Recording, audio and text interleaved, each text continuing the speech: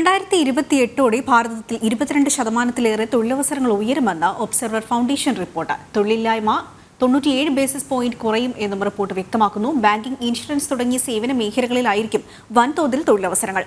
സേവന രംഗത്തെ ഓരോ സംരംഭവും 0.12% തൊഴിലവസര വളർച്ച ഉറപ്പാക്കും എന്നാണ് കണക്കുകൾ നൽകുന്ന സൂചന.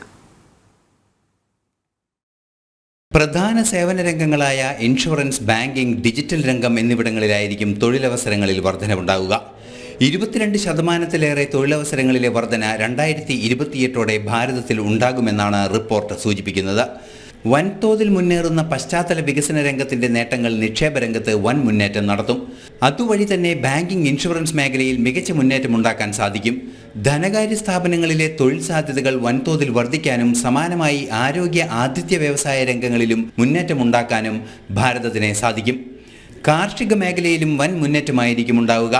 വിലക്കയറ്റം പിടിച്ചു നിർത്താൻ സാധ്യമായ നടപടികൾ യാഥാർത്ഥ്യമാകുന്നതോടെ ജനങ്ങളുടെ വാങ്ങൽ ശേഷി വർദ്ധിക്കുന്നതും സേവന രംഗത്തിന് മുതൽക്കൂട്ടാകും.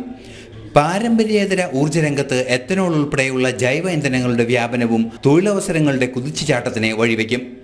ഓരോ സേവന രംഗത്തെ സംരംഭവും 0.12% തൊഴിലവസരങ്ങൾ വർദ്ധിപ്പിക്കുമെന്നും ഒബ്സർവർ ഫൗണ്ടേഷൻ റിപ്പോർട്ട് വ്യക്തമാക്കുന്നു. തൊഴിലില്ലായ്മ നിരക്ക് 97 ബേസിസ് പോയിന്റ് കുറയുമെന്നും റിപ്പോർട്ട് ആശങ്കയില്ലാതെ പറയുന്നുണ്ട്. രാജ്യം $5 ട്രില്യൺ സാമ്പത്തിക വ്യവസ്ഥയിലേക്ക് എത്തുമെന്ന സൂചനകൾ നിലനിൽക്കുന്ന അവസരത്തിലാണ് തൊഴിലവസര വർധനവിൻ്റെ കണക്കുകളും പുറത്തു വന്നിരിക്കുന്നത്. നാഷണൽ ഡെസ്ക്, ജനം.